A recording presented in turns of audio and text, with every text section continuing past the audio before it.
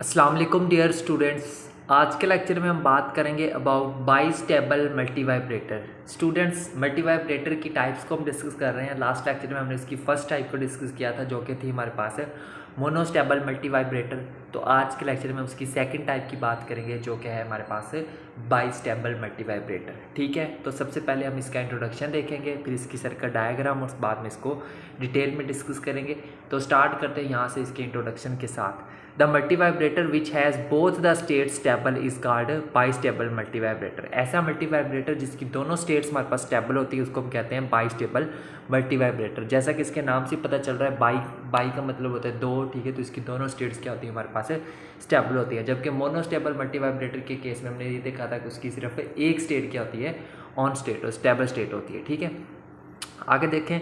It remains in a particular stable state until a trigger pulse causes it to the other stable state. ठीक है, ये हमारे पास तब तक जो है वो पार्टिकुलर स्टेबल स्टेट में रहता है जब तक कि कोई भी एक ट्रिगर जो पल्स है वो उसकी वजह नहीं बनती कि के वो जो है वो दूसरी स्टेबल स्टेट में चला जाए। If at any particular instant Q1 is conducting and Q2 is cut off, the bistable multivibrator will remain in this position। तो कोई भी एक ऐसे किसी भी पार्टिकुलर इंस्टेंट मौके के ऊपर जो Q1 है अगर वो हमारे पास कंडक्टिंग हो और जो Q2 है वो हमारे पास कट ऑफ हो जाए तो उस सूरत में जो बाइस्टेबल मल्टीवाइब्रेटर है वो इसी पोजीशन के अंदर रहता है। ठीक है, आगे ये है इसकी सर्किट डायग्राम। ठीक है, इसको आप same as it is draw करेंगे। ठीक है, बिल्कुल neat and clean circuit diagram आपको प्रोवाइड की गई है। उसके बाद हम देखते हैं कि इसके जो है वो सर्किट डिटेल्स क्या होती हैं। ठीक है, सर्किट डिटेल्स यहाँ से देखते हैं।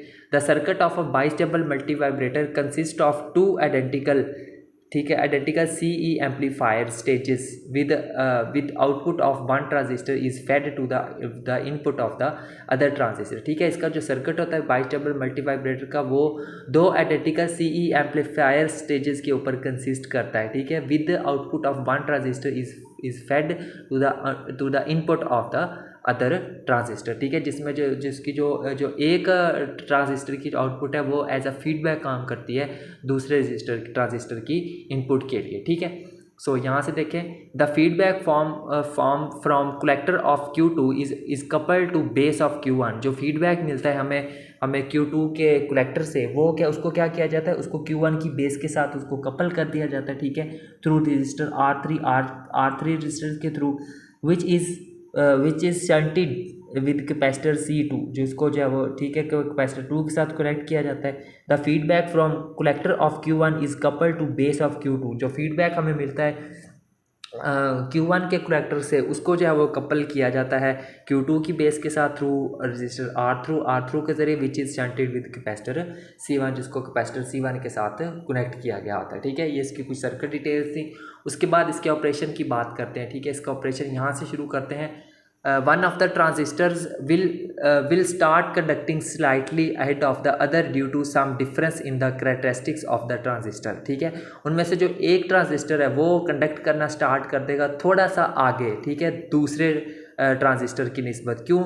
Due to some difference in the characteristics of the transistor. Okay, When VCC is applied, जब VCC अप्लाई किया जाता है, this will drive one transistor to saturation state. तो इस तरह से जो एक ट्रांजिस्टर स्टेट वो है वो किस में चला जाएगा, सैचुरेशन स्टेट के अंदर चला जाएगा, and the other transistor to cut off state, और जो दूसरा ट्रांजिस्टर है वो हमारे पास चला जाएगा कट ऑफ स्टेट के अंदर। ठीक है, यहाँ से देखिए मजीद।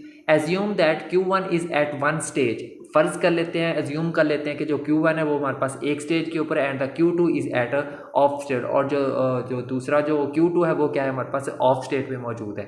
The circuit will remain in this position. जो सर्किट है वो इसी पोजीशन में रहेगा।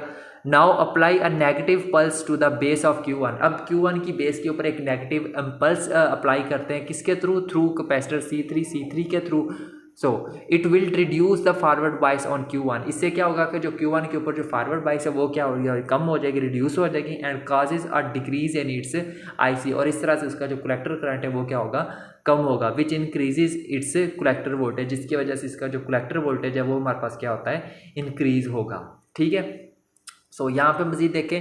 This rising voltage is coupled to the base of Q2। जो वोल्टेज राइज होता है उसको Q2 की बेस के साथ कपल कर दिया जाता है, where it forward biases the base emitter junction of Q2, जिसकी वजह से जो Q2 की जो जंक्शन है वो क्या हो जाती है हमारे पास फॉरवर्ड बाइस हो जाती है। ठीक है, the forward biasing will cause an increase in its IC. उस अब वो जो फॉरवर्ड बाइसिंग है वो क्या करेगी, उसका जो आईसी या कलेक्टर करंट है उसको इंक्रीज करेगी, विच डिक्रीजेज द वीसी, जो कि हमारे पास जो कलेक्टर वोल्टेज होगा उसको क्या करेगी, डिक्रीज करेगी। The decreasing VC is apply to the base of Q1। अब वो जो डिक्रीज हो रहा है वो कलेक्टर वोल्टेज वीसी, वो क्या उसको अप्लाई किया जाता है Q1 की बेस के ऊपर, where it further reverse biases, जो कि वहाँ पे जाके मजीद क्या हो जाता है, रिवर्स बाइस हो जाता है the base emitter junction of Q1 which decreases it's IC.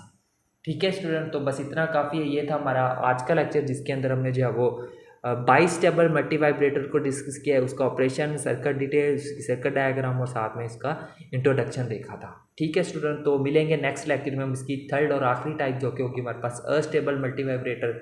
सो तब तक के लिए टेक केयर एंड अल्लाह हाफिज़।